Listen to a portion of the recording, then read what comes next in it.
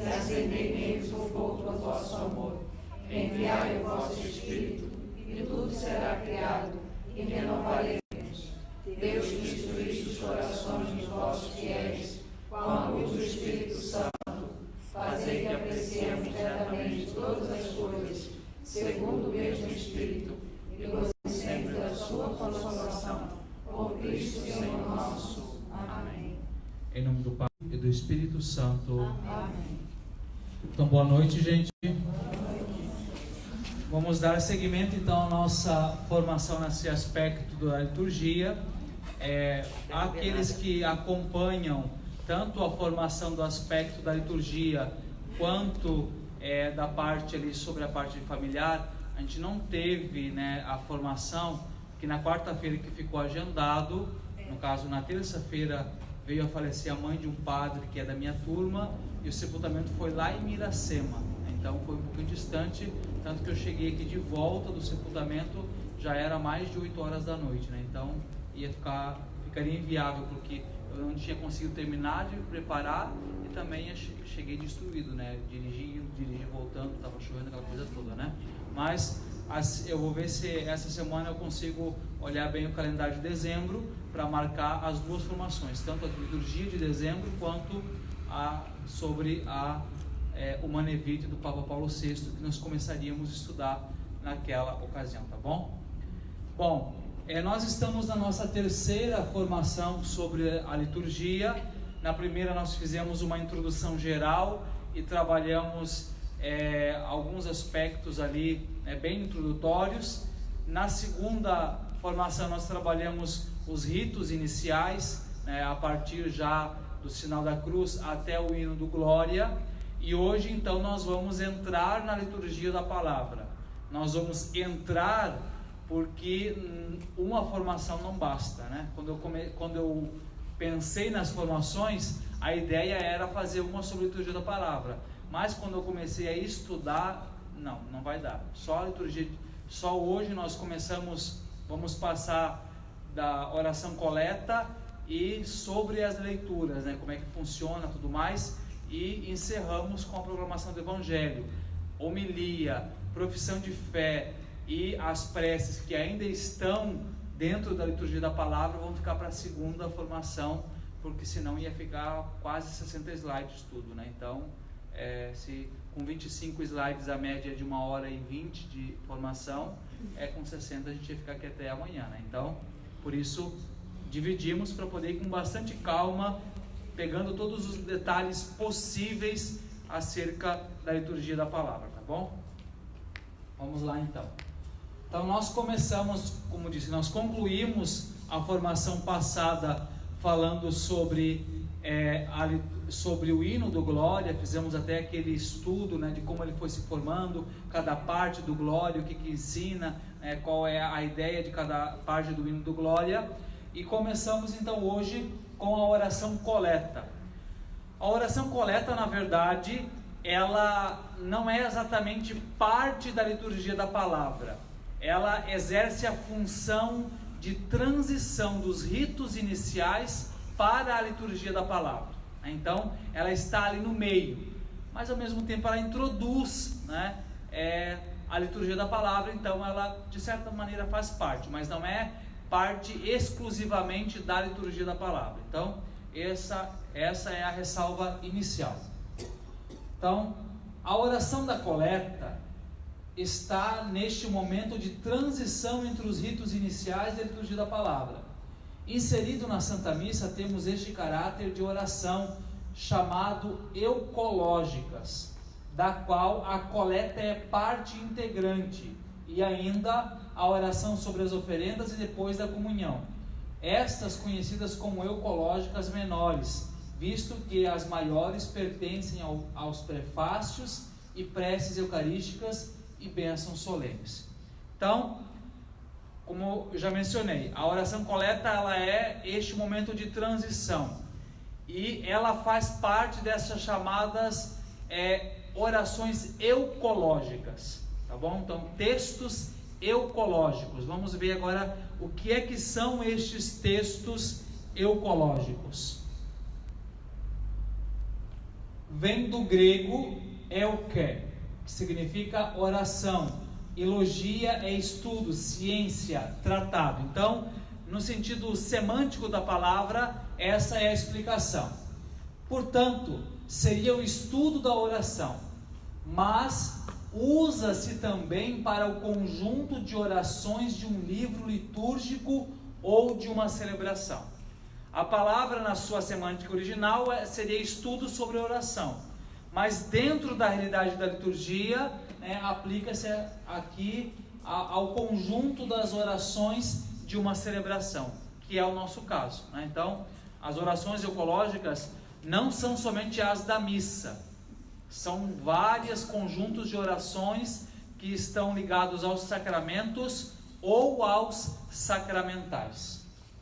Assim como as leituras representam o que Deus nos quer comunicar, os textos eucológicos são as orações que nós dirigimos a Deus. A eucologia é uma das riquezas mais características de um rito ou família litúrgica. Nas liturgias orientais, chama-se eucológio ao seu livro oracional. Nas ocidentais, que é o nosso caso, chama-se sacramentário, liber sacramentorum, livro do altar ou simplesmente o missal. Então, no nosso caso, na liturgia ocidental temos o missal, assim como os livros de ritual de cada um dos sacramentos, ou mesmo o livro de bênção, que nós temos para as bênçãos em diversas circunstâncias. Então, estes livros são livros eucológicos, porque eles reúnem orações que nós dirigimos a Deus, normalmente suplicando algo. Fala-se de eucologia maior e menor.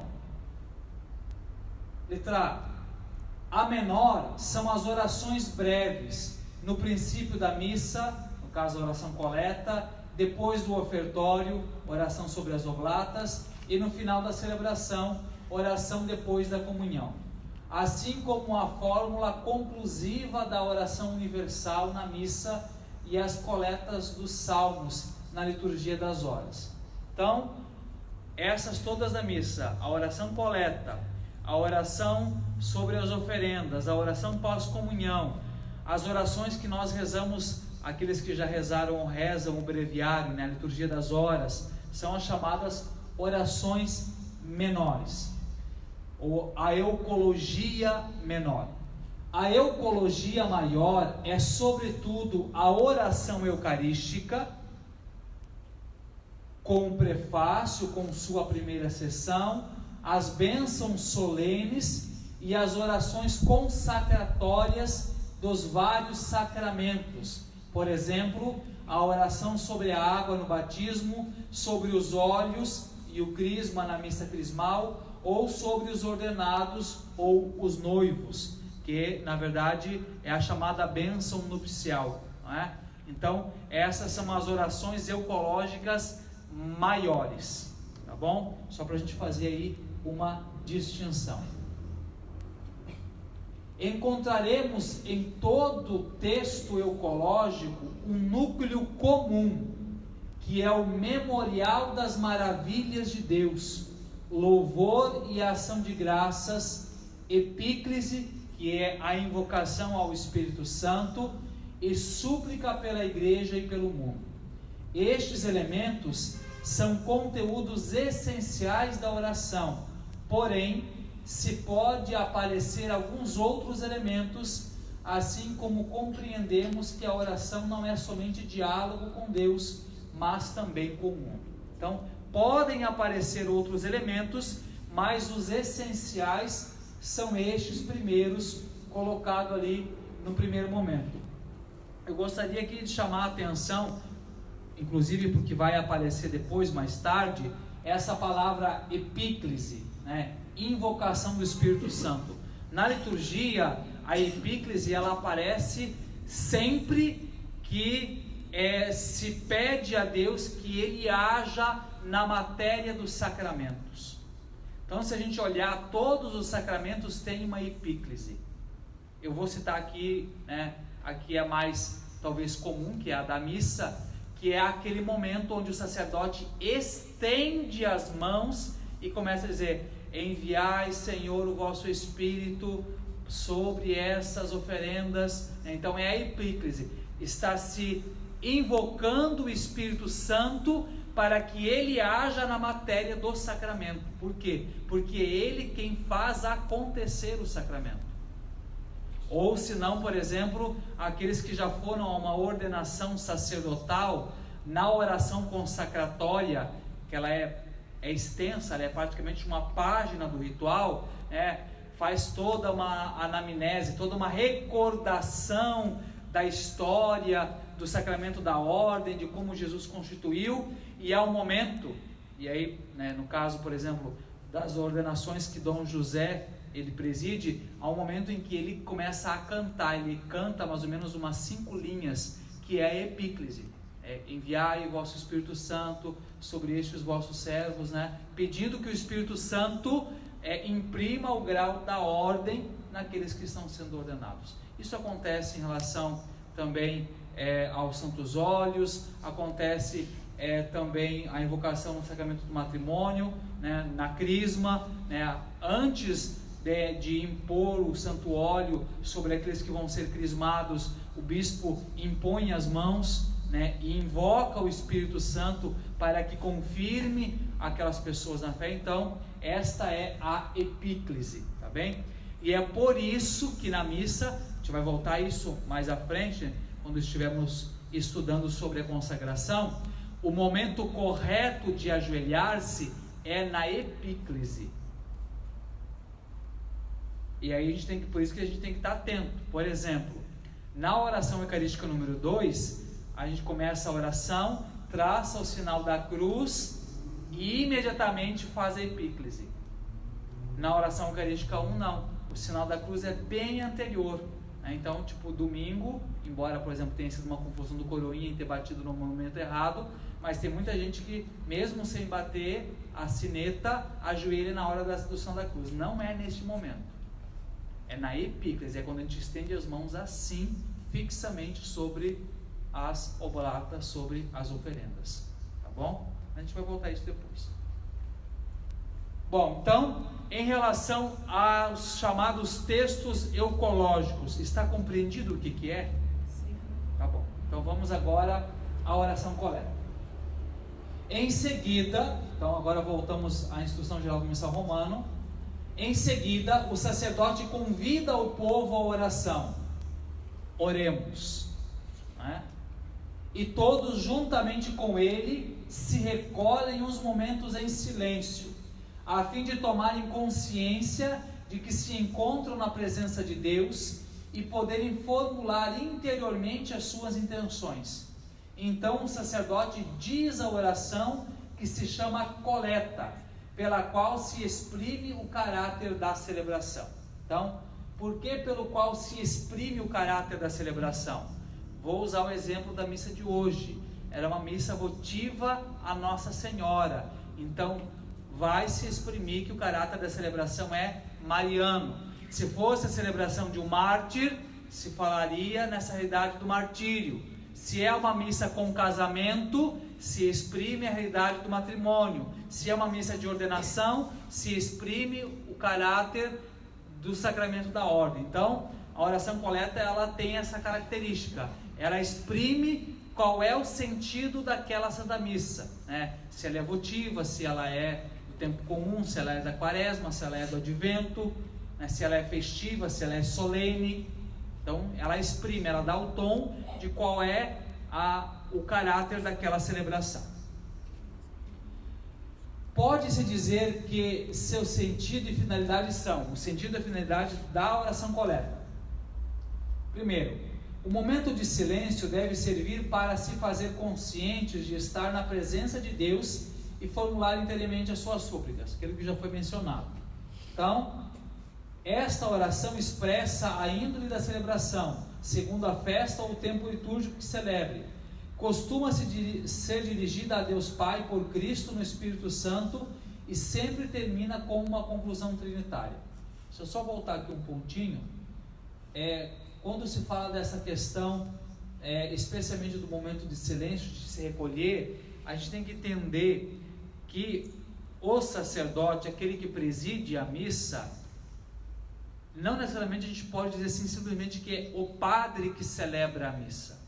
A celebração da missa pertence a todos os fiéis. O padre, ele preside a missa em nome da Assembleia. E é por isso então que ele convida a oração.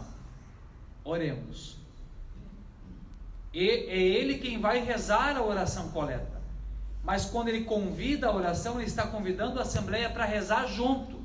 E é por isso que nesse tempo, é o tempo que a gente tem para elevar a Deus no nosso silêncio as nossas intenções. Então a gente tem as intenções, por mais que a gente coloque lá no papel as nossas intenções e seja lido antes da missa, o que mais vale é aquilo que nós rezamos neste momento.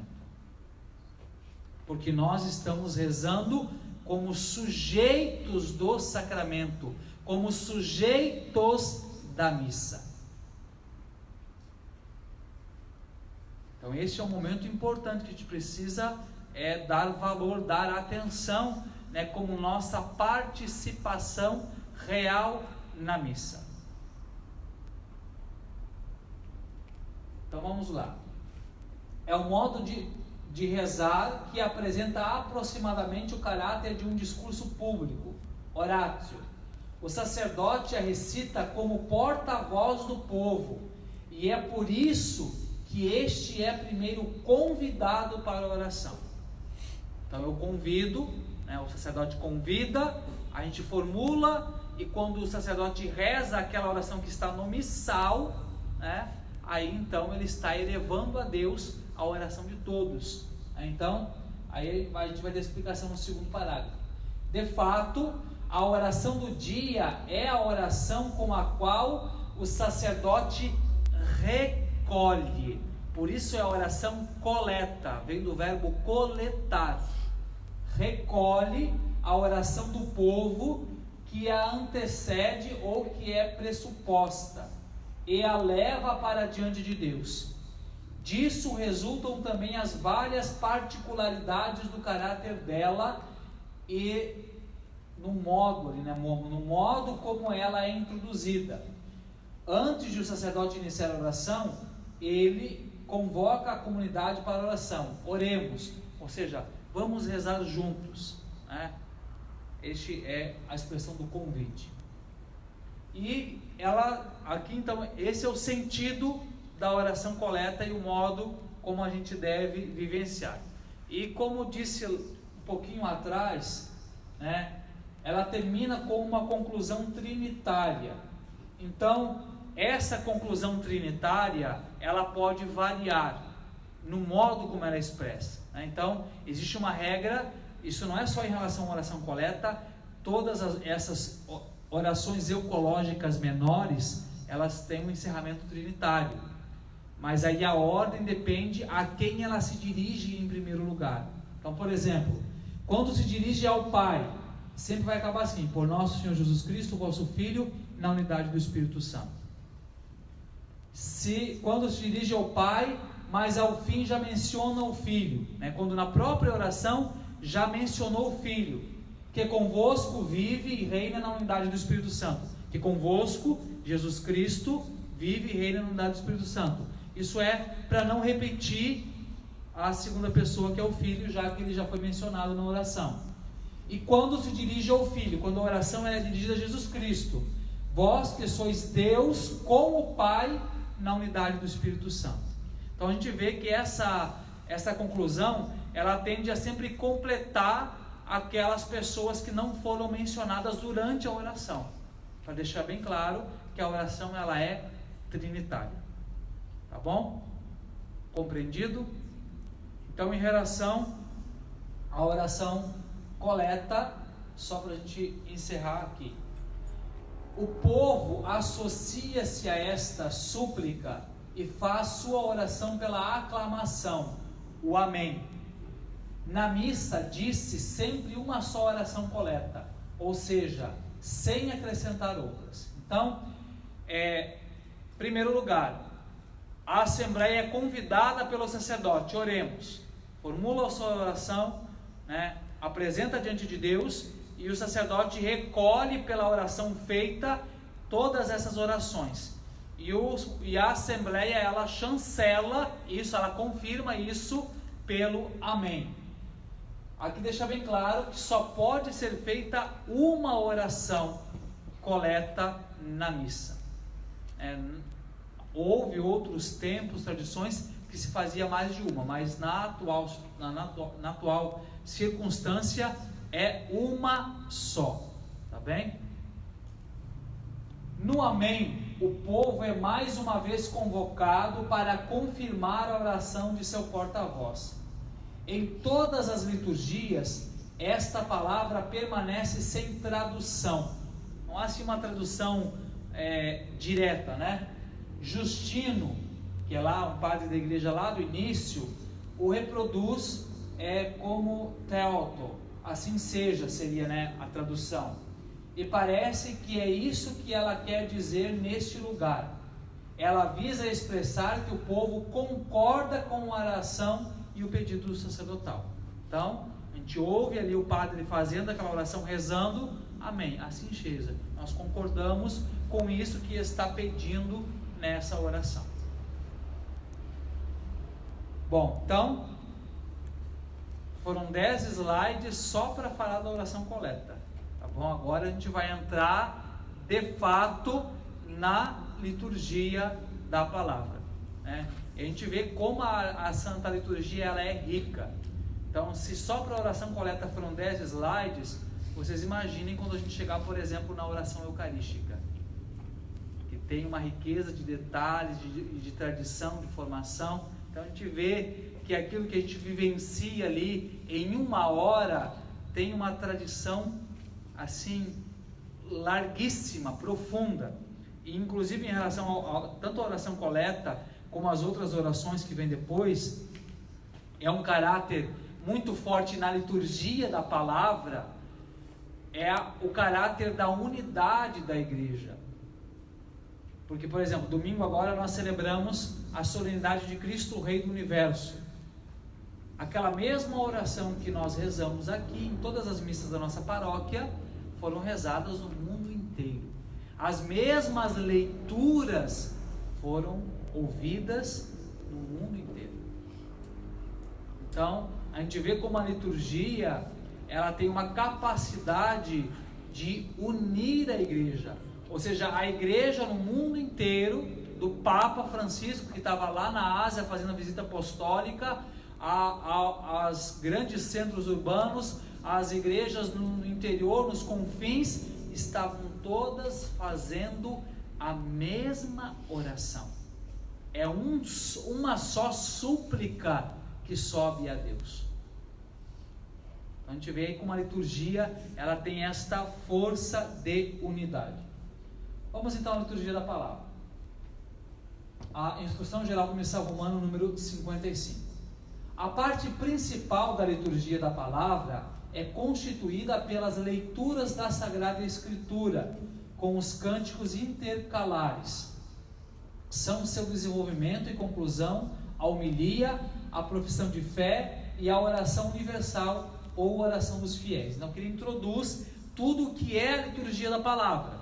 E como eu disse no início, nós hoje vamos só até a proclamação do Evangelho, tá bom? O restante vai ficar para a próxima formação. Nas leituras comentadas pela homilia, Deus fala ao seu povo, revela-lhe o mistério da redenção e salvação e oferece-lhe o alimento espiritual. Pela sua palavra, o próprio Cristo está presente no meio dos fiéis. O povo faz esta sua palavra divina com o silêncio e com os cânticos, e a ela adere com a profissão de fé. Então, por isso que o credo faz parte. A gente adere àquilo que foi proclamado, professando a nossa fé. Assim, alimentando, eleva a Deus as suas preces na oração universal, pelas necessidades de toda a igreja e pela salvação do mundo inteiro. Então a gente vê aqui como a instrução geral, ela amarra muito bem todo o organismo todo da liturgia da palavra, desde a proclamação ao professar a fé, ao elevar a Deus a nossa oração. Aqui, ó, pela sua palavra, o próprio Cristo está presente no meio dos fiéis. A liturgia da igreja ensina que na missa, Deus ele está presente de 4 formas. Deus ele está presente pelos fiéis, onde 2 ou mais estão reunidos em meu nome, eu ali estou. Ele está presente no ministro, porque o ministro ele age em persona Christi, então o sacerdote ou o bispo. Ele está presente pela palavra e está presente pela Eucaristia. E a gente vai ver, é claro, mais à frente, que das 4 formas de presença de Cristo na liturgia, a mais eminente é a Eucaristia, porque ali se dá uma presença real de Cristo. Mas só para a gente entender sobre esta presença de Cristo entre nós. Ao descrever globalmente a liturgia da palavra, são motivados seus diversos elementos. Sobretudo, recorda-se que nas leituras Deus fala ao seu povo e que o mesmo Cristo, por sua palavra, faz-se presente no meio dos fiéis.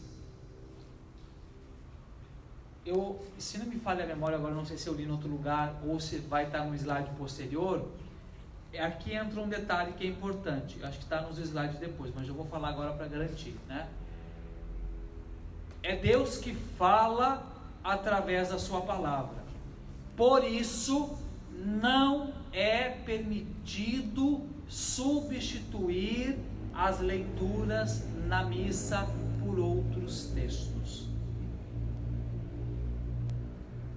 Nem mesmo a gente pode ficar escolhendo o que a gente quer. A gente segue aquilo que manda, não é, as regras, né? A missa de domingo, então, são as leituras do 34º domingo do tempo comum do ano C e pronto. Agora, é dia de semana, hoje, né, no caso foi memória que não é obrigatória, então não troca. Mas se é, por exemplo, sábado, já é um apóstolo. Aí é memória obrigatória, aí tem que ser as leituras daquele dia que está no lecionário santoral, que está indicado para aquele apóstolo. Então, são essas as leituras. Não posso falar, não, hoje eu estou a fim de ler um trecho do Gênesis e um trecho do Evangelho de São João. Não. Não é assim que funciona. Então, e não pode, em hipótese alguma, se ler outro texto. Padre, você está dizendo isso mas eu nunca vi ler em outros textos, mas deixa eu dizer para vocês que já aconteceu, tá? Já aconteceu de pegar texto, não, mas é uma reflexão interessante, é um documento da igreja, não interessa, não é a palavra de Deus, então não pode, tá bem? Encontramos logo os elementos desta ordem de forma palpável na liturgia da comunidade cristã. Em Justino, na missa dominical, seguem depois das leituras a homilia do presidente e a oração comunitária da assembleia. Ambos elementos que, a partir disso, pertencem em muitos lugares ao acervo fixo da liturgia da palavra. Eu acho que eu não vi a última parte aqui, né? Não vi não. Só voltando aqui que eu esqueci de ler o segundo parágrafo, tá bom? A leitura da Sagrada Escritura representa o verdadeiro conteúdo da liturgia da palavra, no mesmo modo como o Sagrado Sacramento forma o cerne da liturgia eucarística. São 2 preciosidades que a igreja guarda para a humanidade. Então, os 2 pontos centrais, né, da liturgia da missa é a liturgia da palavra, a proclamação, especificamente falando, e a liturgia eucarística. Tá bem? Agora sim. Então, aqui o Jungmann ele traz um testemunho, né? Então aqui a gente vai entrar um pouquinho na parte mais histórica, né? Porque o que a gente precisa compreender é que na vida da igreja, nem a doutrina, nem a liturgia, nem os seus costumes são coisas que alguém senta e diz, eu vou escrever sobre isso e pronto. Tudo o que nós temos é uma formação de tradição, e que normalmente tem uma raiz antiquíssima, normalmente uma raiz apostólica.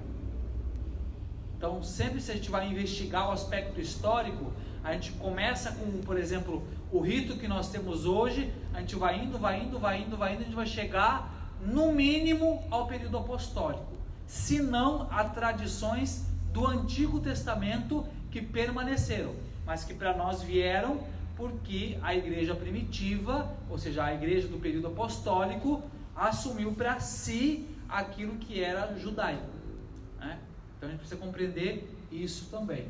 Então aqui ele fala, em Justino, na missa dominical, segue depois das leituras da homilia. Ou seja, a homilia, ela já existia naquele período, era um comentário que se fazia, uma reflexão acerca da palavra. Bom, vamos entrar então agora mais ou menos na execução. Um ponto que a instrução geral do Missal Romano fala é sobre o silêncio. Na verdade, o silêncio, ele vai visitar as nossas formações constantemente, porque os momentos de silêncio, eles são próprios de vários momentos da missa. Lá na primeira formação, quando a gente trabalhou a introdução, a gente falava sobre a importância do silêncio na preparação. Mas o silêncio, momentos de silêncio, eles visitam constantemente. Por quê? Porque a liturgia, ela é também um diálogo. A liturgia, ela expressa, é claro, em primeiríssimo lugar, um culto a Deus. Nós falamos isso lá na primeira formação. A liturgia, ela é para culto a Deus. Nós adoramos a Deus na liturgia. Mas também na liturgia acontece como que um diálogo. E se há um diálogo, supõe que os dois interlocutores falem. Então a gente fala rezando e Deus responde de alguma maneira. E o modo, a necessidade que nós temos para ouvir Deus é calando a boca, silêncio, e ouvindo o que Deus tem a nos falar. Não é só ouvir o que um outro vai falar. Não é somente, é claro, ouvir a palavra de Deus que é proclamada, ouvir a homilia que reflete a liturgia, ouvir e cantar os cantos, tudo isso é importante. Mas o silêncio e o ouvir aquilo que Deus fala individualmente. Porque às vezes não, sempre, a liturgia que você ouve é a mesma que aquela pessoa que está sentada do seu lado ouve, mas o que te chama a atenção pode ser diverso, inclusive porque você vive situações diferentes daquela outra pessoa. Eu noto isso, por exemplo, pelas homilias, porque se 3 pessoas vêm depois da missa falar sobre a homilia, normalmente as pessoas falam de pontos diferentes. Normalmente aquilo que eu acho que é menos importante é o que mais chega nas pessoas. Às vezes coisas que para mim foi detalhe, mas que para a pessoa naquele momento serviu. Então, isso é a mesma dinâmica da palavra. Às vezes um versículo que para você não chamou atenção ali, chamou por outra pessoa. E essa dinâmica é bonita porque aí entra uma experiência que todos nós podemos fazer. Assim, todos nós já ouvimos, por exemplo, o mesmo trecho do Evangelho 300 vezes. Quantas vezes? Às vezes numa sequência, muito próximo uma vez da outra. E aquele mesmo Evangelho fala de maneira diferente. Às vezes, eu não sei se vocês já tiveram essa impressão, a impressão que eu tenho, por preparar a homilia, mas também porque eu também, enquanto está sendo proclamado, eu também sou fiel, também estou ouvindo, há versículos que eu paro, não tinha prestado atenção nisso. Interessante isso, chama a atenção naquele momento. E aqui eu gostaria de salientar uma coisa, e aí vai especialmente para aquelas pessoas, não é recado, pelo amor de Deus, é para a gente ter ciência, para aquelas pessoas que são leitores ou salmistas. A gente precisa compreender que a gente não está fazendo uma leitura, a gente está proclamando a palavra de Deus. Não é ler um texto como a gente lê um artigo no jornal, ou como a gente lê o capítulo de um livro. Aquela pessoa que está lendo, está emprestando os seus lábios para que Deus fale àquela assembleia. Por isso que se exige, a igreja ela pede, ela é um pouquinho exigente numa série de aspectos para a dignidade da proclamação. Então, que na medida do possível a pessoa já tenha lido previamente, para ter consciência do que vai ler, das palavras, porque às vezes aparecem palavras que são complicadas, para ter ciência da pontuação do texto. Por quê? Porque você está emprestando os teus lábios para Deus falar. E a gente sabe que a pontuação faz diferença. Por exemplo, de uma exclamação para um ponto final, ou para uma interrogação. Isso, inclusive, ajuda os fiéis a entrarem mais no texto. A gente pega um evangelho, por exemplo, onde Jesus está dialogando com alguém. A ênfase que se dá, a pontuação ajuda até na questão, é claro, a gente não vai fazer um teatro, não é uma apresentação teatral, mas a gente tem que compreender isso. Então, a necessidade de se preparar, a necessidade, né, inclusive, como eu já falei algumas vezes, especialmente para o grupo de leitores, de rezar antes, para que você possa se entregar. É claro, eu digo isso e digo que a gente pode cobrar isso quando a coisa é organizada antecipadamente. Às vezes, no dia de semana, a gente consegue alguém para leitura 5 minutos antes, aí não dá tempo de haver tanta preparação. Mas, por outro lado, se nós todos tivéssemos o costume, por exemplo, de ler a leitura antes de sair de casa, já ajudaria, né? Entra a questão das roupas, né, de estar adequadamente vestido. Na verdade, padre, mas isso é dos leitores. Não, na verdade, adequadamente vestido devia estar toda pessoa que vai à missa, né? Isso não era uma coisa que a gente tinha que estar cobrando de quem de alguma maneira vai servir, seja leitor, seja mestre, seja músico, seja coroinha. Na verdade, a gente devia compreender que há certos tipos de roupas que cabem para muitos lugares, mas não cabem para ir à missa, né? Mas isso é uma coisa que a gente precisa trabalhar na nossa cultura, né? As pessoas precisam trabalhar. Mas está quente. Mas é tão difícil de fazer um sacrifício, de botar uma roupa um pouquinho mais longa, uma roupa que não seja, né, talvez tão curta, ou no caso que mostre demais o corpo, ou que seja chamativa demais por algum tipo de aspecto, porque às vezes também entra a questão de que a roupa ela pode te tornar ocasião de pecado com uma outra pessoa, se ela é curta, se ela é apertada, né? Tem uma série de coisas, e isso não é só para as mulheres não, é para os homens também. Então tudo isso não faz parte da liturgia como um todo, e como a gente está falando dos leitores, faz parte dos leitores. Mas como eu disse, na verdade, a gente não devia estar preocupado em chamar a atenção dos leitores, a gente tem que estar preocupado em chamar a atenção dos fiéis. Se todo mundo se vestisse adequadamente para ir à missa, a gente não teria problema nenhum em pegar qualquer pessoa para fazer leitura antes da missa, né? Porque estaria já ao menos adequadamente vestida. Então é uma coisa que nós precisamos trabalhar na nossa cabeça. Bom, vamos lá. A motivação do silêncio é para que, sobre a ação do Espírito Santo, se aconselhe no coração a palavra... se acolha no coração a palavra de Deus e se prepare a resposta pela oração. Os momentos em que aqui se recomenda este silêncio são antes de começar a primeira leitura, depois de cada leitura e da homilia. Então, ao menos um pequeno tempo de silêncio. Aí, é claro, entra uma questão também um pouco de cultura, de formação geral, porque não adianta, o leitor ou o padre fazerem os momentos de silêncio se quando há um tempo de silêncio o povo já começa a tititi. Porque às vezes parece que o pessoal tem um pau de mico, né, dentro da camisa, e você tem um tempinho de silêncio, já tem que começar a conversar. Então, às vezes, eu vou ser bem sincero para vocês, que eu tenho um pouquinho de medo de estender o tempo de silêncio, porque ao invés de ser um tempo de oração, vira um tempo de atrapalhação.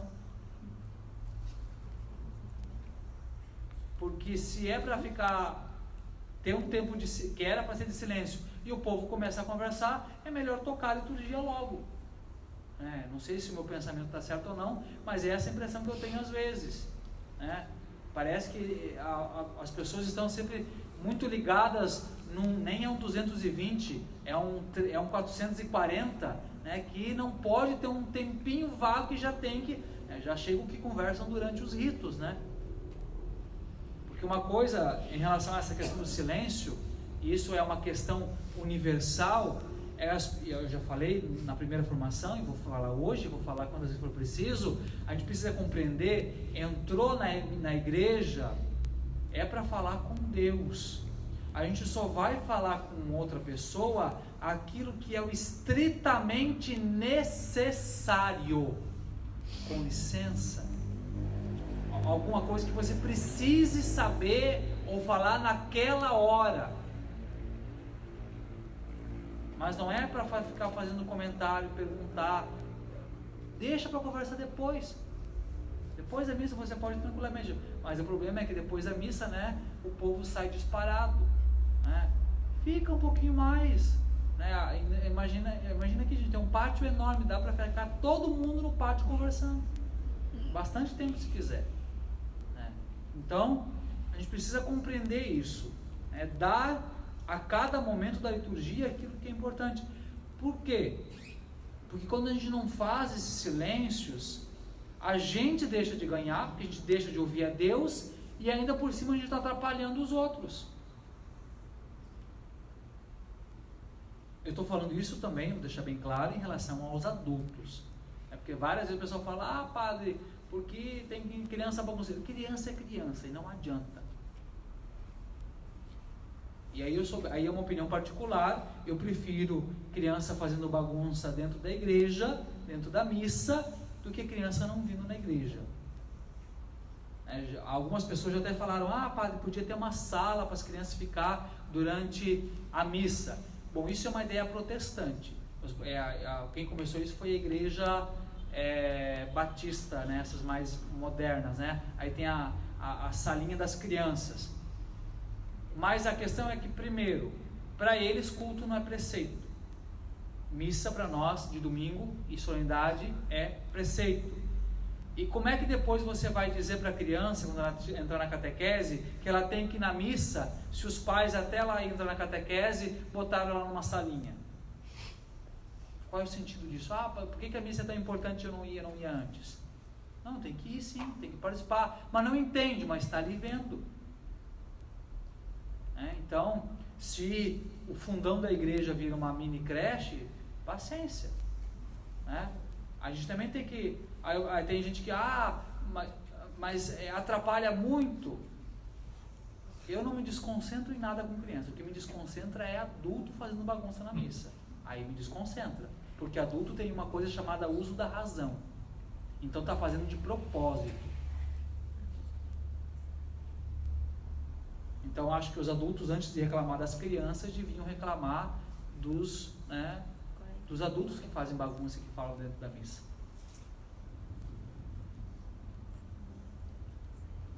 Bom, então, feita essa introdução, vamos agora às leituras bíblicas propriamente falando. Nas leituras, põe-se aos fiéis à mesa da palavra de Deus e abrem-se-lhes os tesouros da Bíblia. Convém, por isso, observar uma disposição das leituras bíblicas que ilustre a unidade de ambos os testamentos e da história da salvação. Aquilo que eu já falei lá atrás, Não é lícito substituir as leituras e o salmo responsorial que contém a palavra de Deus por outros textos não bíblicos. Tá bom? Então aquilo que eu falei ali atrás não é coisa da cabeça do Padre Galvão, está ali, Instrução Geral do Missal Romano, número 57, tá bom? Padre Galvão, aí o senhor leu não bíblico. Não bíblico. Isso não é lícito. Não é lícito ler texto que não seja bíblico. Não bíblico. Anterior você falou independente, mesmo sendo bíblico, não pode ser, tem que ser daquele que foi destinado para aquele dia. Não, aí são duas coisas diferentes. O que é expressamente proibido é ler texto que não seja bíblico. Liturgia da palavra é para a palavra de Deus e pronto. Isso é proibido. O que eu falei na questão da distinção é que a gente não pode colocar o texto que a gente quiser. Entendeu? Tipo assim, domingo tem que ser aquela liturgia. Eu não posso trocar o texto. Entendeu? Naquele dia. Agora, por exemplo, até hoje mesmo, se quisesse, seria possível colocar textos da missa votiva Nossa Senhora. Leituras, né? O lecionário tem leituras separadas para isso, né? Ou se vai celebrar a missa votiva e a Eucaristia, tem um lecionário, pode se colocar ou não. O que eu não posso em dias que é memória, que é solenidade, festa, memória obrigatória, eu não posso trocar, e eu não posso escolher um texto ao meu prazer. Tem que ser dentro do dicionário. Aquilo que está no lecionário. E bíblico. Se está no lecionário é bíblico. Se está no lecionário é bíblico.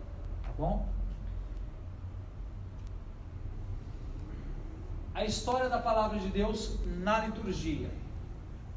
Esta não aconteceu no templo. Aqui eu já, parece que começa já a fala no meio, né? Mas deixa eu explicar. No templo, mas depois do exílio babilônico, nas sinagogas que em todas as partes foram construídas para esta finalidade e nas quais a comunidade se reunia em determinados dias, principalmente na manhã de sábado. Então, aqui nós vemos como o ler a palavra de Deus na liturgia é um costume que a igreja herda do judaísmo. No período onde havia o templo, antes do exílio da Babilônia, esse costume ainda não existia. Depois do exílio da Babilônia, depois que o templo foi destruído a primeira vez, os judeus eles começaram a construir as sinagogas, não é? E eles se reuniam nos sábados na sinagoga para ouvir a palavra de Deus e meditar. Então, isso, por exemplo, fica muito claro naquela passagem que Jesus vai à sinagoga, ele se levanta para ler, dão para ele um rolo, não é, do profeta Isaías, e ele lê aquela passagem, né? O Espírito do Senhor está sobre mim, me ungiu para ser profeta, pregar, né? E aí depois que ele terminou, ele se sentou, o povo ficou esperando ele falar. Por quê? Porque era costume que os mestres, eles fizessem uma reflexão. Então a homilia, digamos assim, é uma coisa já bem antiga, né? Muito presente ali. Então, o hábito de ler na liturgia, essa era a liturgia dos judeus. E uma outra expressão litúrgica judaica, né, que eu não coloquei aqui, mas que expressa essa presença da palavra de Deus, é a ceia que eles faziam na Páscoa judaica. A ceia, ela era toda permeada de textos da palavra de Deus, é claro, daquilo que eles tinham até ali, né? Então, haviam os hinos, que eram os cânticos, os cantos deles, né, os hinos, mas por exemplo, uma das partes da ceia é quando o Benjamim, que é o filho, menino mais novo, pergunta àquele que é o ancião da casa, né, o mais velho, podendo ser o pai, podendo ser o avô, podendo ser o tio, o homem mais velho da casa, o que há de diferente nesta noite? E aí o mais velho começava a narrar a paixão, né? A narrar a libertação, né, a travessia do Mar Vermelho. Por isso, na nossa vigília, está presente o texto da travessia do Mar Vermelho, né, da libertação de Israel da escravidão do Egito, porque é a Páscoa judaica, né? Então, ele contava, mas ele contava uma história, não era a leitura padre da palavra de Deus. Acontece que na vivência judaica, tudo era por tradição oral inicialmente. O escrito, né, o hábito de escrever, ele vai acontecer depois, né? Ah, mas então podia ser diferente. Não. Essa história de quem conta aumenta um ponto é uma coisa moderna. Eles eram estritamente fiéis. Então, eles decoravam e recitavam aquilo piamente, com os mesmos detalhes. Então, era como se fosse uma proclamação. E também no meio, né, durante a ceia, eram recitados salmos, né, que eram cânticos também, salmos, parte da palavra de Deus. Não é? Então, a gente vê como é uma herança que nós recebemos. E então, a partir disso que nós entendemos, e a igreja, depois de um tempo, ela assimilou o costume de que uma leitura fosse do Antigo Testamento. Vem dessa realidade sinagogal, né, de se ler ou um trecho da lei ou dos profetas. Né? A igreja ampliou todo o Antigo Testamento. Né? Então, durante todo o ano litúrgico, a gente vai lendo. Se a gente juntasse, né, nós temos a gente vai ver depois da formação das missas, elementos da missa, no litúrgico, tudo direitinho, né? Mas nós temos 3 anos litúrgicos, o ano A, o B e o C. Nós estamos encerrando o C. Domingo abrimos o ano A. Isso quer dizer que, ao menos no tempo comum e em alguns momentos dos outros tempos litúrgicos, nós lemos sempre textos diferentes.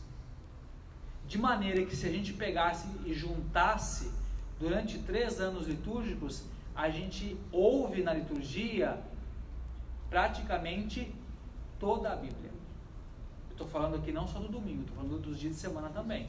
Então a gente tem na liturgia praticamente tudo. Não sei se tem tudo, mas se não tem tudo, falta pouco. São 365 dias, né?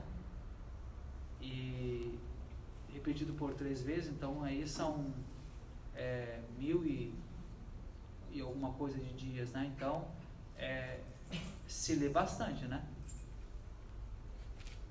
Vamos lá.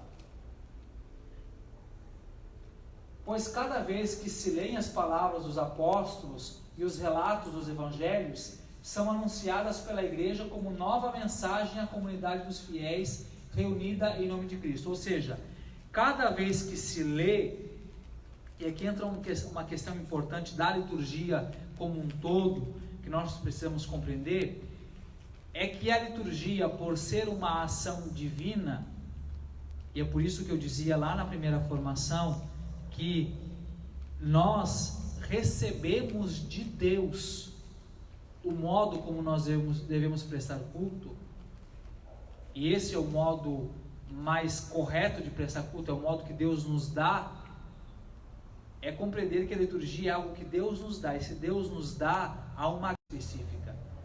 E uma graça que é específica da liturgia é que é viva e eficaz.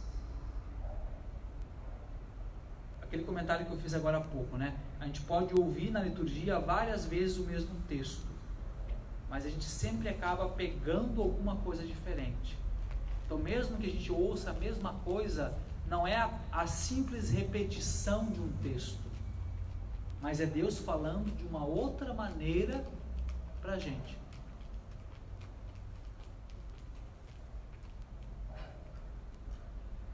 Sabemos que na liturgia da igreja antiga, os diferentes livros das Sagradas Escrituras foram lidos de forma da lexio contínua. A prova mais visível disso são os extensos comentários sobre os livros inteiros do Antigo, como também do Novo Testamento, que chegaram até nós, escritos pelos diferentes padres da igreja, que não são outra coisa a não ser o registro por escrito das homilias que eles administraram em seguida às leituras bíblicas proclamadas na liturgia. Não é raro que a ligação com a leitura se mostre nitidamente. Então, nós temos alguns padres da igreja que comentaram praticamente todo o Antigo Testamento, os mais antigos, né, os da era apostólica. E os que vieram depois, século II, III, comentam só não o Antigo Testamento como o Novo Testamento. Então, a maioria desses comentários não é que ele sentou e eu vou fazer um estudo e escrever agora. São homilias. por exemplo, eu até esqueci de descer, eu tenho um livro que é dessa grossura, assim, chamado Lecionário Patrístico Dominical. São ao menos 2 textos de padres da igreja comentando a liturgia que está em cada domingo e solenidade dos 3 anos litúrgicos. Então é uma compilação ali que se fez. Tem um outro livro agora que está sendo traduzido para o português. Serão 4 volumes, né? Porque é um volume para cada evangelista. Um papa que viveu, me esqueci o nome dele agora, mas acho que é Urbano, que é da época de Santo Tomás de Aquino, pediu que Santo Tomás de Aquino compilasse todos os comentários existentes acerca do Evangelho feito pelos padres da igreja. Então tudo aquilo que se sabia que tinha, ele compilou, né? O volume de São Mateus, que foi o primeiro, é dessa grossura assim. Aí depois saiu de São Marcos, é mais fininho, e vai sair ainda de São Lucas e de São João. Então ali é comentado versículo por versículo. E o verbo de Deus se fez carne. Aí logo em seguida vem todos os comentários, trechinhos sobre aquele versículo, né? É um livro chamado Catena Áurea, né? Então, e existem outros, né? Existem comentários do próprio Santo Agostinho para o livro dos Salmos, para o Evangelho de São João, com comentários de São João Crisóstomo, já é século V, as cartas de São Paulo, né? Tudo isso na verdade são homilias. Então isso demonstra que a igreja desde o início tinha o costume de ler na liturgia a palavra de Deus e havia o comentário. É um testemunho histórico disso. Na celebração da missa com o povo, as leituras proclamam-se sempre do ambão. Padre, por que está na missa celebrada com o povo? Porque num dia que não tem povo, o padre só pode celebrar e celebra sozinho. Aí ao invés de ele ficar indo para o ambão e voltar, ele pode ter o lecionário ali no altar e ler ali mesmo. Porque ele está lendo, na verdade, né, está proclamando, mas é ele, né? Então está sozinho, vai ler a primeira leitura, o salmo e o evangelho em sequência, né? Agora, quando a missa é com o povo, é sempre do ambão. O ambão, né, é a mesa da palavra, é o lugar da palavra de Deus. Então é de lá que se lê a palavra de Deus. E nesse sentido aqui entra uma questão particular, né? Sobre, por exemplo, o modo de se fazer homilia. A gente vai chegar lá na homilia depois, mas só para comentar.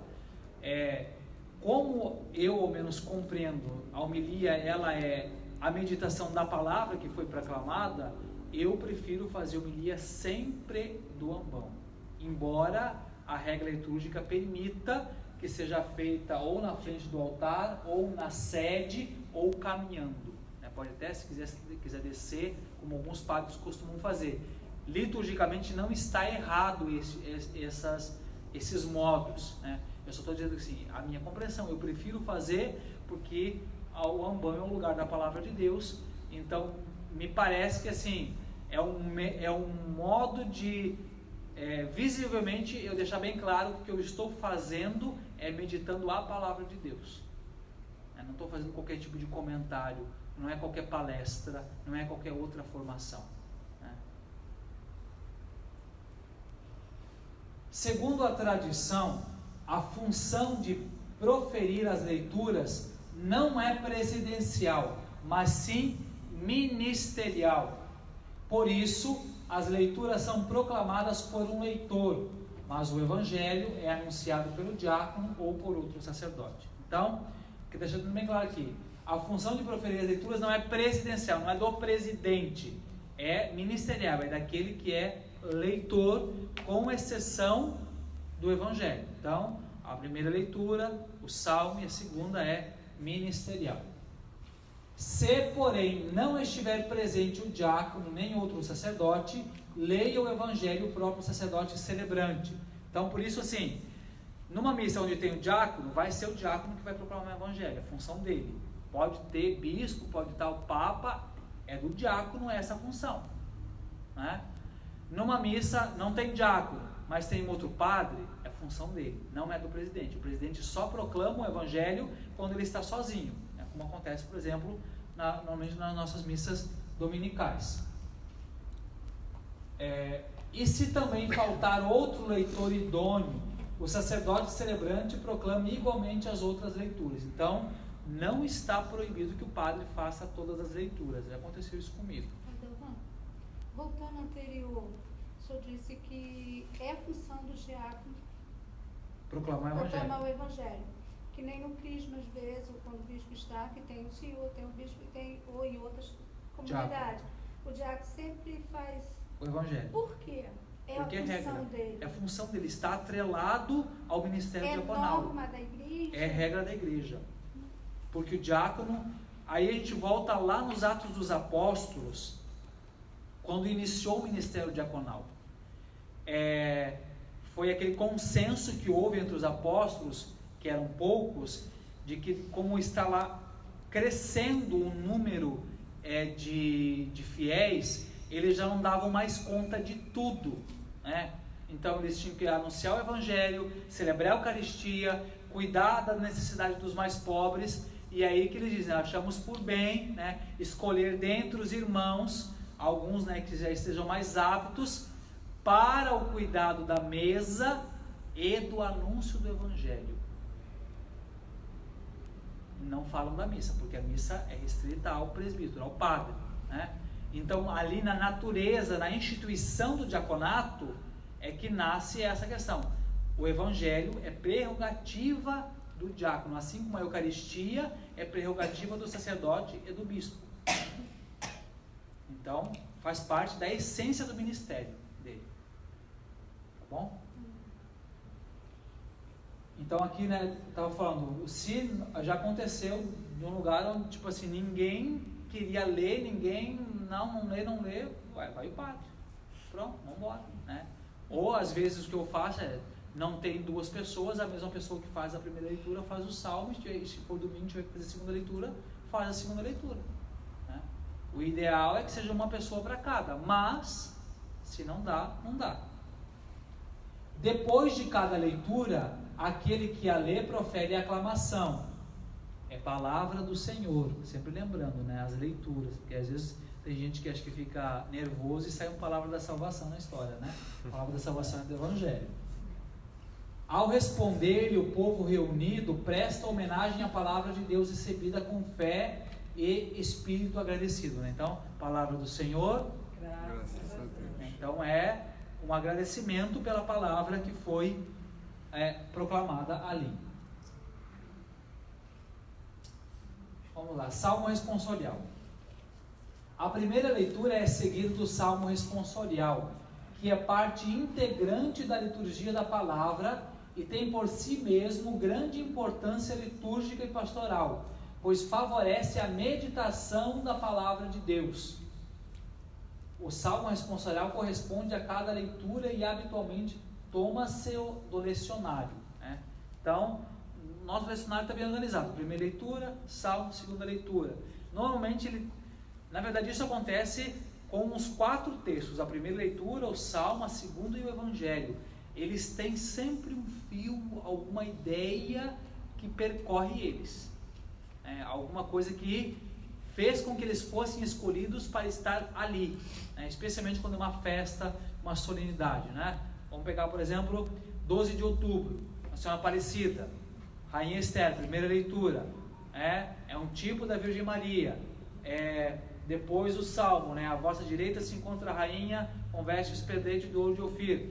É um dos salmos, é um cântico, na verdade, que é usado como salmo, que está muito ligado ao livro de Esther, mas também é muito ligado ao Evangelho, que vai ser de uma núpcia, né? Vai ser as bodas de Caná.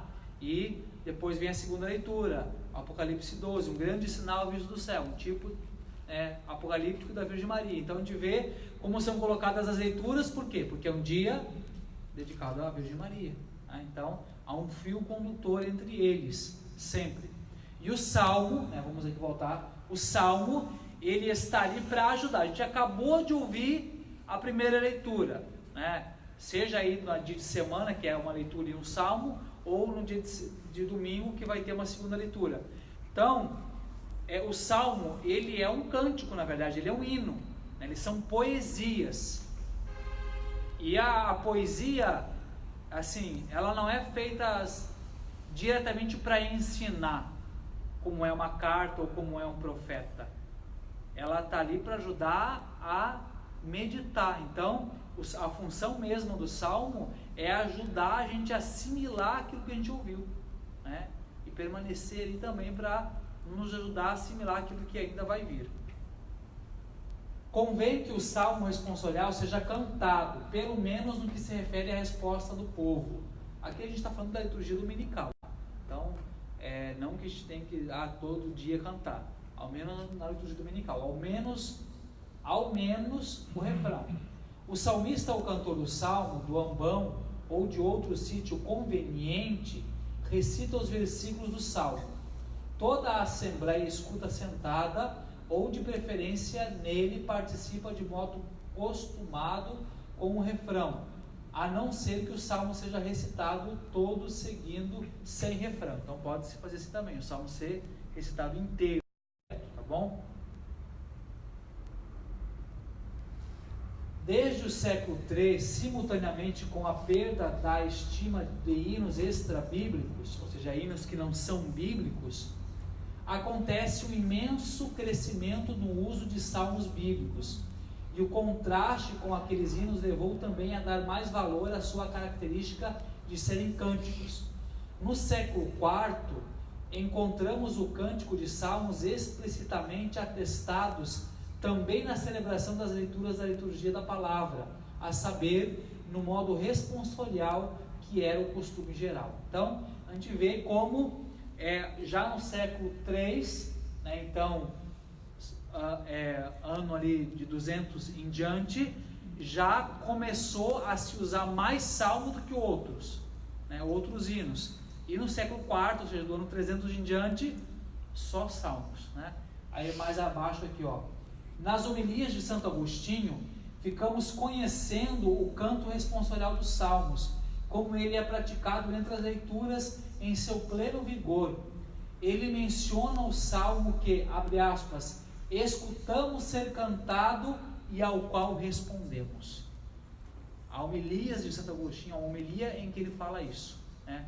E o próprio Santo Agostinho escreveu um comentário aos 150 salmos. Ele pega salmo por salmo e vai comentando eles, né? Então, se ele fez isso é porque os salmos estavam na liturgia.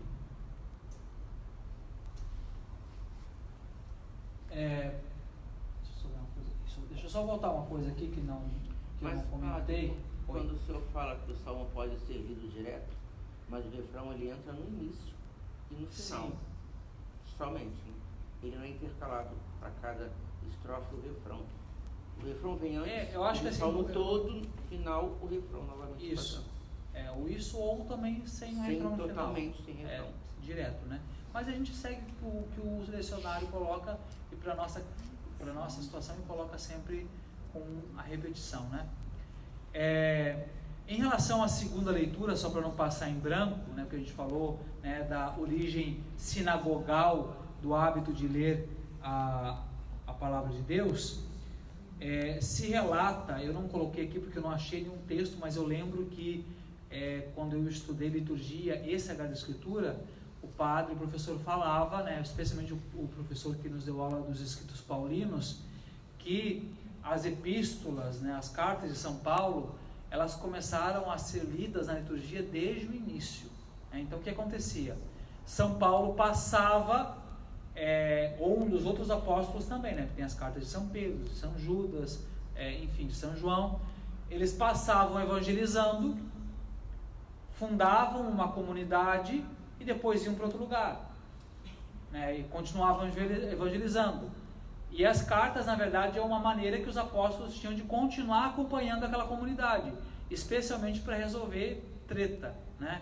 Quando às vezes ouvia falar que tinha alguma coisa que não estava certo, né? É por isso que a gente pega, por exemplo, algumas cartas de São Paulo e ele puxa a orelha com gosto, né? Por quê? Porque está tendo problema na comunidade, né? O que eles faziam? Quando recebiam uma carta, eles liam trechos, eles não pegavam, sentavam, vamos ler a carta de São Paulo e imagina, a primeira carta de São Paulo aos Coríntios, um negócio enorme, né? Não tinha como ler, lembrando tudo de uma vez só, lembrando que os cristãos eram perseguidos, né? Então eles se reuniam conforme podiam ali no dia do Senhor para a liturgia. Então, se iam lendo os trechos na liturgia, era a oportunidade que eles tinham. E aí o que acontecia? Sei lá, vamos aqui uma suposição, a comunidade de Corinto fazia contato com a comunidade de Roma. Ó, a gente recebeu uma carta de Paulo. Ah, nós também recebemos. Aí eles faziam cópia, manuscrita, e trocavam. Aí ficavam com a carta que era para eles, mais a carta que era da outra comunidade. E aí que começou a haver esse revezamento. Depois a igreja só, na verdade, organizou isso, né, de acordo com a liturgia. Mas começou assim, o início, o princípio foi assim. Agora vamos ao Evangelho. Então, a aclamação antes da leitura do Evangelho. Depois da leitura que precede imediatamente o Evangelho, canta-se o Aleluia ou outro cântico indicado pelas rubricas, conforme o tempo litúrgico. Deste modo, a aclamação constitui um rito ou um ato com valor por si próprio, pelo qual a Assembleia dos Fiéis acolhe e saúda o Senhor, que lhe vai falar no Evangelho, e professa sua fé por meio do canto. É cantada por todos de pé, iniciada pela escola, no caso seria o grupo, de cantos, ou por um cantor, e pode se repetir se for conveniente, mas o versículo é cantado pela escola ou pelo cantor, Então, compreender isso. A gente também pode rezar, como a gente faz durante a semana também, que não coloca, mas pode ser rezado a aclamação. O que tem que se fazer é fazer a aclamação, de um modo ou de outro.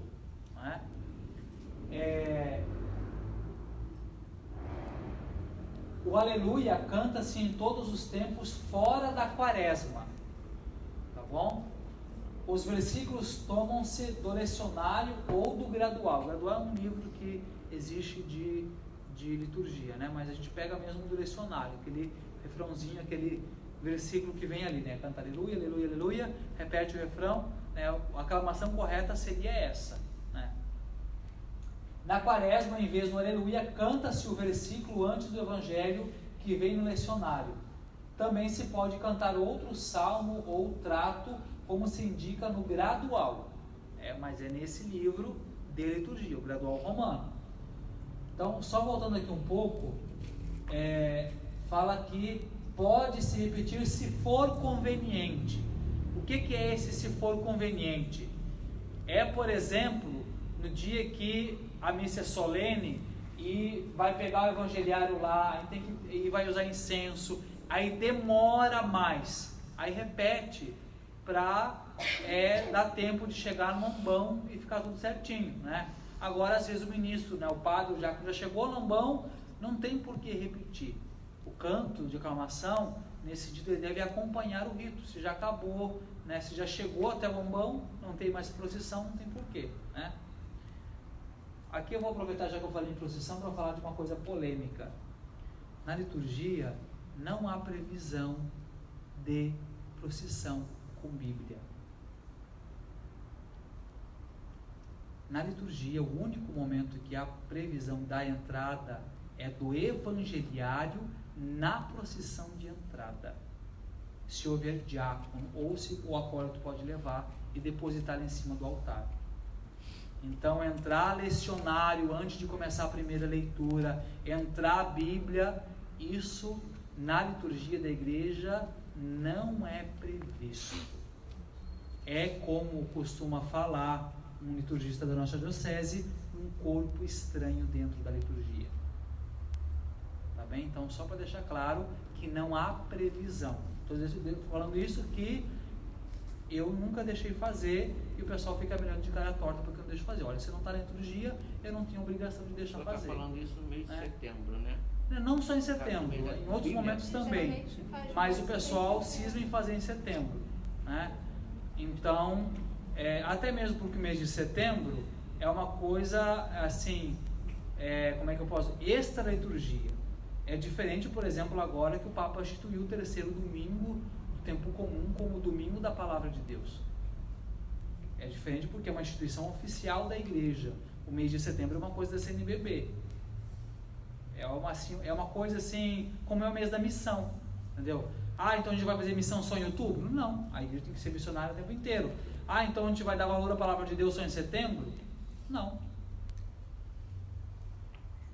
Então acho que a gente tem que compreender um pouquinho disso. Agora, não é porque é um mês temático que a gente vai introduzir um corpo estranho na liturgia, né? Ah, mas fulano faz, sempre fez. Bom, eu estou dizendo assim, daquilo que eu parto daquilo que a liturgia pede, né? Então, não uso e prefiro não usar, porque não há previsão em nenhum momento. É por isso que eu uso esse ditado: acerte ou erre com o padre. Exatamente, tem que acertar antes, tá bom? Porque a gente erra muito com os Porque padres. assim, eu vejo algumas paróquias no mês de setembro. Sim, esse pode ser complicado. Eu diria que das criatividades litúrgicas é a menos grave, mas continua sendo uma criatividade. E aí entra aquilo que a gente falou lá no início. Por que é que tem que acrescentar alguma coisa àquilo que já é rico por si?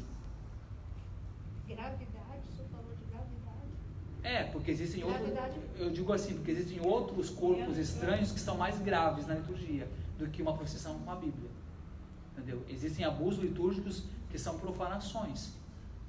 Uma procissão de entrada com a Bíblia não chega a ser uma profanação, dependendo de como ela é feita. Por exemplo, eu já vi... Seria uma homenagem à palavra sim, de Deus. eu tô dizendo assim. Seria a procissão de entrada da Bíblia seria uma homenagem à Sim. palavra de Deus que veio pra gente. Mas aí você está falando de profanação. Não, aí está a questão.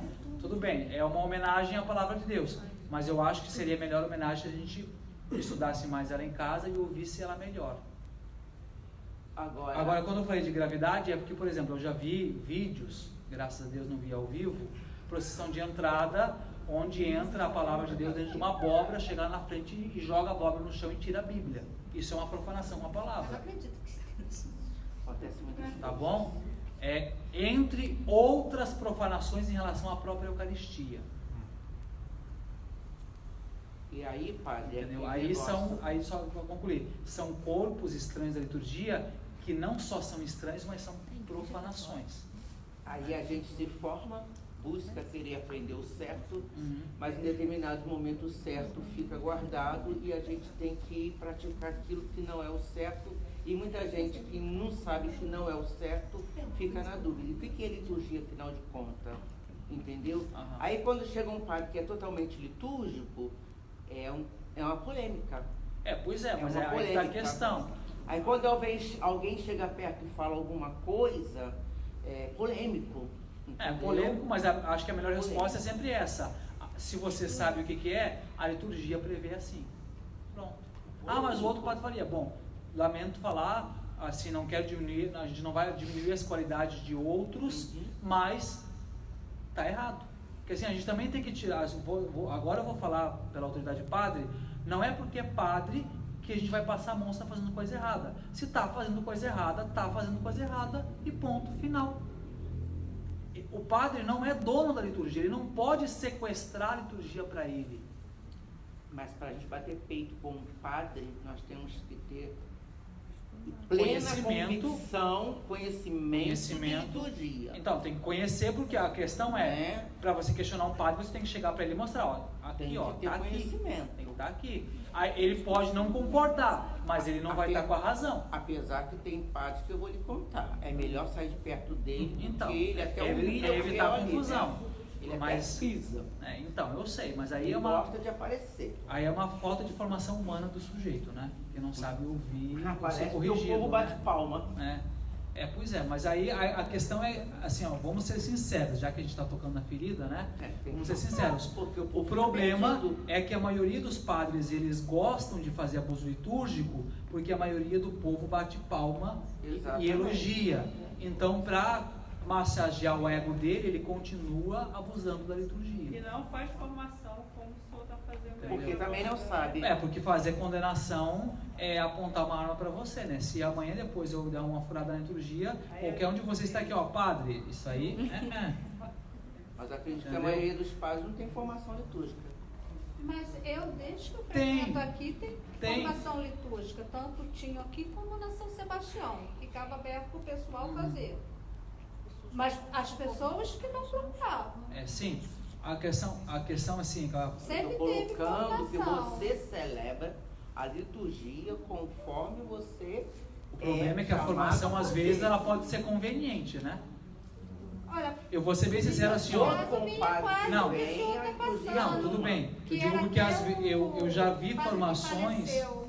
Eu já vi formações de liturgia, não estou colocando porque não conheço, né? Mas eu já vi situações onde o que está formando, ele tem um mau costume de, não é só liturgia, isso é só, às vezes até em catequese, em doutrina, ao invés de colocar aquilo que o catecismo coloca, aquilo que os documentos colocam, ele começa a pegar livros de autores que lhes são convenientes, entendeu? E começa a colocar opiniões que lhes são convenientes. Que Monsenhor Guedes deu um aqui. Uhum. Aqui, deu Sim. lá em São Sebastião, deu a Xazaredo. E tipo, o Sim, que o sim. senhor está ensinando. Então, eu acho que não é questão só do sacerdote, é questão da comunidade, de disciplina. Não, com certeza. É uma Em questão- relação ao, por exemplo, ao número de fiéis que a gente tem na paróquia, não quero desrespeitar a presença de vocês, mas era para essa igreja estar um pouco mais cheia se as pessoas quisessem realmente aprender, né? Então, assim, a gente sabe que existem os compromissos e tudo mais, aquela coisa toda, mas também tem a parte de não interesse das pessoas, né? Ou às vezes até a questão de ouvir e entrar por um ouvido e sair pelo outro, né? A Lena disse, mas parece que tem padres que não têm formação. Todos passaram por um seminário. E se o professor de liturgia deles não foi bom o suficiente, existe uma coisa chamada livros, né? Instrução Geral do Missal Romano e outros. É só pegar e sentar e ler e estudar. Acontece que na maioria das vezes se sabe, mas se deixa para lá propositalmente. Como eu disse, por exemplo, uma das coisas que motiva isso é porque batem palma, porque a missa do padre fulano, né, aí o ego vai lá em cima, né, bate no teto da igreja, e aí quanto mais peripécia ele faz, mais ele se sente elogiado, né, e diferente, e aí vai, né? Então, assim, é um pecado às vezes do padre, mas também às vezes é um pecado da assembleia que, né, coopera com isso. Eu diria que se, por exemplo, eu estou formando vocês para apertar inclusive eu, né? Para apertar inclusive eu. A questão é, se os fiéis apertassem mais um padre quando ele abusa na liturgia, eu garanto que com o tempo ele pensaria 10 vezes antes de continuar. Sim. Padre, a palmas e a dança não vem muito da RCC? Não necessariamente. Não? Não. Tem muita dança na igreja, muita... As pessoas, assim, aqui entra a questão dos gestos na liturgia, né? Existem gestos que são próprios da liturgia e existem gestos que também são um corpo estranho. É um gesto na liturgia. Venha, ajoelhar-se, a postura de oração, são gestos. Abrir os braços para a oração do Pai Nosso, não é?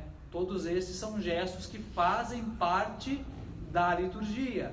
Existem outros que não fazem e que por uma situação ou outra acabaram se introduzindo no rito, né? Ou por questão cultural, ou porque um abuso litúrgico se tornou, digamos assim, unânime, né? E aí vai, né? Aí vai de qualquer jeito, né? Eu digo assim, vai desde a palma a literalmente dançar. Me desculpe falar isso, mas às vezes lá de cima eu fico olhando. Aqui, graças a Deus, a coisa é tranquila. Mas às vezes eu acredito que seja especialmente gente que não é daqui, que não está acostumada, que é turista, que a pessoa acha que ela está no risca-faca, porque ela só falta pegar o vizinho do lado e puxar a dança. Na hora do santo, por exemplo, se a música é um pouquinho mais acelerada, né? Ao menos o pezinho assim, ó, só fica assim, ó, né? O brasileiro é movido assim. Não, mas tem gente que faz isso porque também tá com o bebê no colo, né? Aproveita Não vamos misturar as coisas, né? Então, assim, ó, acho que a gente tem que ter cuidado. Mas, Na padre, veia, o brasileiro tem sangue na veia. tem aquela coisa também, o que é estritamente proibido, e tem aquelas coisas que não são previstas na liturgia, mas também que não são proibidas. Por exemplo, tem o rito inicial, né? O louvor à Santíssima Trindade, né? Que a gente invoca aquela que eu canto em nome do Pai, te aclamar, né? Aí todo mundo bate palma. Mas aí, por exemplo, esse canto já está errado. Ele tem um erro de doutrina. Não é proibido cantar o sinal da cruz, mas esse canto ele tem um problema. Ele evoca de maneira errada a Trindade. Ele é herege, ele é herético. Paulo estava falando sobre isso. Então não é errado cantar, mas o cantar tem que se cantar estritamente o em nome do Pai, do Filho e do Espírito Santo. Sim. Aí no caso, porque tem lugares, né, que as Sim. pessoas batem palmas, mas na hora da liturgia eucarística não bate palma. Né? No caso não Depende, fugiu, né? Não faltou Aí com respeito. são situações e situações. É como, por exemplo, já que a gente está falando do Evangelho, quando o bispo está presente, sempre aquele que proclama o Evangelho leva o lecionário ou o evangeliário a ele beija e abençoa. Não se bate palma. Ele está abençoando, você se persigna e pronto, acabou. Mas as pessoas acham que, me desculpe a comparação, mas acho que é bom que seja lúdico de comparar. O pessoal acha que quando o bispo levanta o evangeliário, o lecionário, é a apresentação do Simba, né? Aí vamos bater palma, né? Mas não é isso. O bispo está abençoando com a palavra. É um ato litúrgico. Não, é só para... É uma coisa esdrúxula, mas é porque eu garanto que por causa disso vai ficar marcado na cabeça de vocês. É verdade. De acordo com... Oi? Eu falei, Também tem isso, né? E também tem aquela... Exatamente, isso eu vou ser bem sincero, eu me divirto quando eu vejo às vezes o povo concelebrando com o padre. Concelebra, estende a mão, faz tudo que o padre está fazendo e fica fazendo. Por Cristo, com Cristo, em Cristo, Não se fala, a gente vai chegar lá, mas doxologia não se fala nem se estende a mão. Mas o pior não é só fazer o gesto, não. O pior é que tem pessoas que sabem a missa de cor e faz questão de falar bem alto para você estar escutando. Mas eu não tô devia. falando lá e aqui tá falando. Por isso que eu tô falando, tem gente que concelebra com o padre. Concelebrar, eu nunca concelebrei, não. Mas a mão, em gesto, quando o senhor eleva e eu faço isso, o que eu quero dizer com as minhas mãos estendidas é o seguinte: Senhor, aqui eu estou para te receber de coração aberto. Estou me doando para ti. Mas a questão é para você... Essa é a minha concepção. Eu entendo. Quem me vê de mão esticada, está explicado. Tá, mas a minha pergunta é necessário fazer isso para que Deus saiba? Não.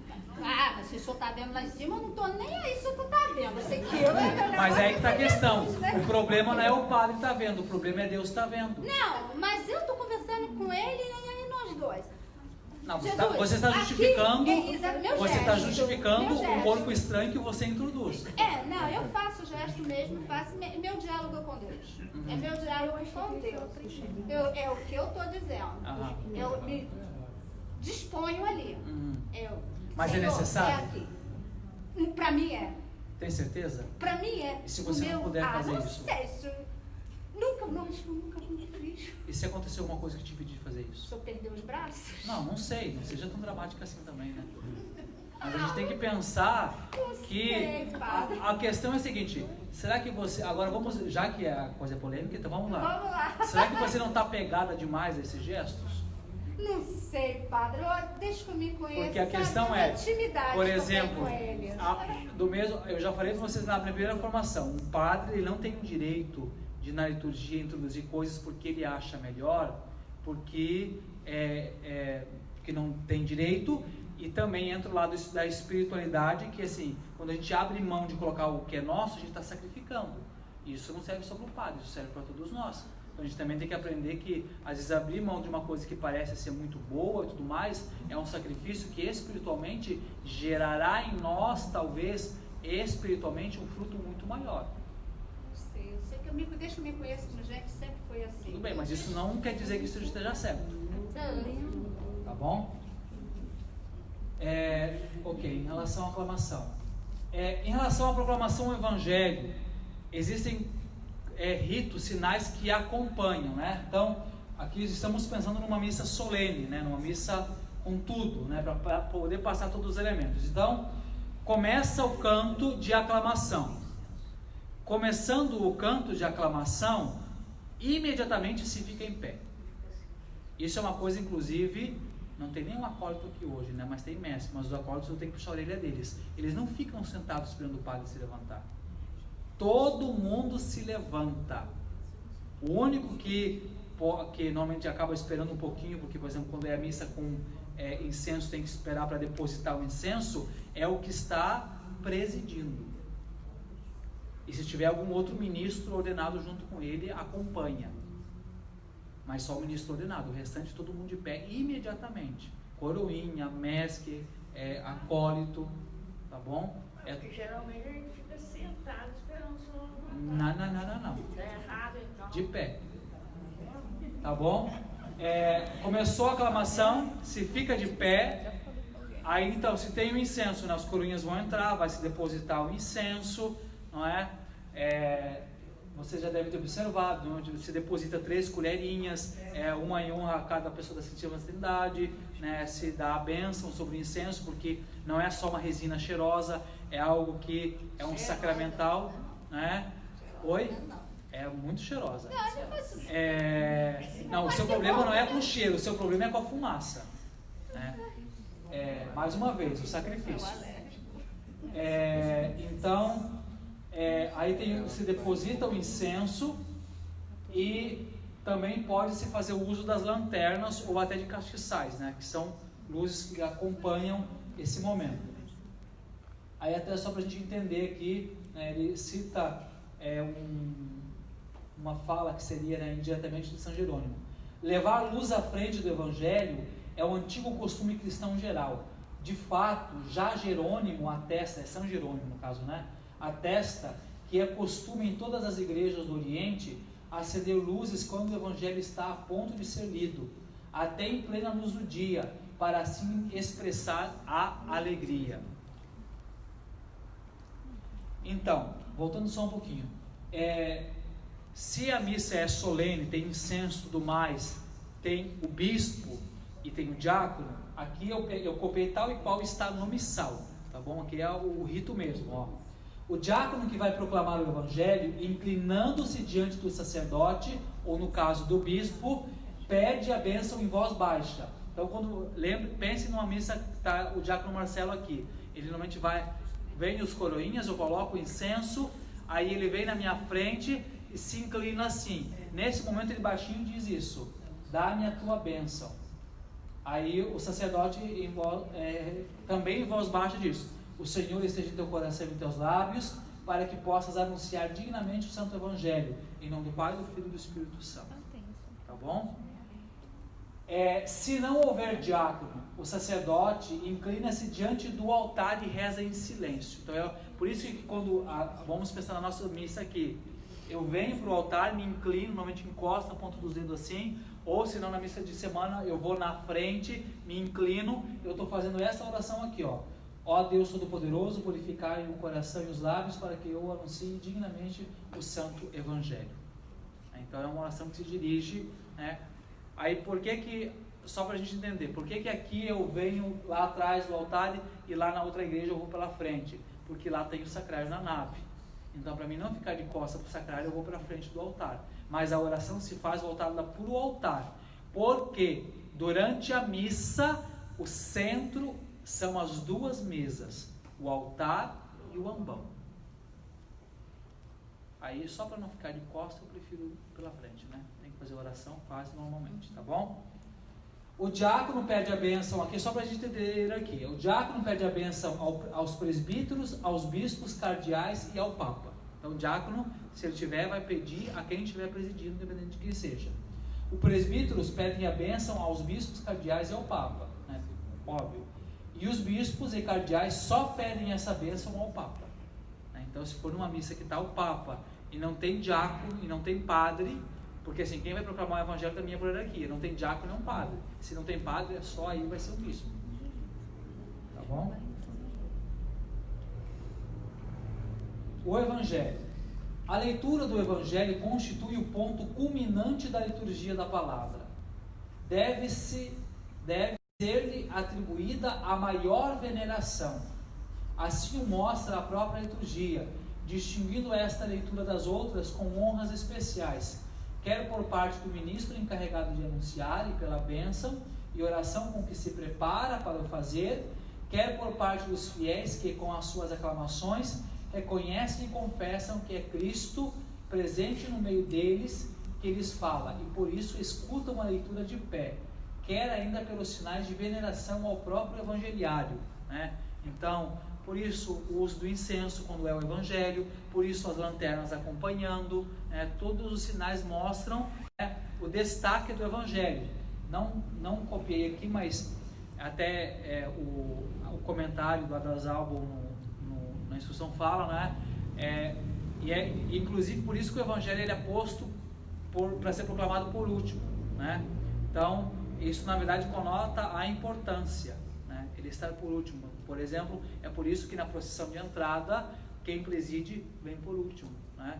Devido à importância dentro da celebração. Então aí é jus ao evangelho, né? Os últimos serão os primeiros, né? O lugar de destaque é quem está no último lugar, não quem está à frente. Enfim, acabou, tá bom? Então, para a próxima formação nós vamos estudar a homilia, né, no caso, como é a homilia, a profissão de fé e as preces, tá bom? Então, vamos ficar de pé e fazer a nossa oração final. Ave Maria, cheia de graça, o Senhor é convosco. Bendita sois vós entre as mulheres, bendito é o fruto do vosso ventre, Jesus. Santa Maria, Mãe de Deus, rogai por nós, pecadores, agora e na hora da nossa morte. Amém. Rogai por nós, Santa Mãe de Deus. Para que sejamos dignos de Cristo.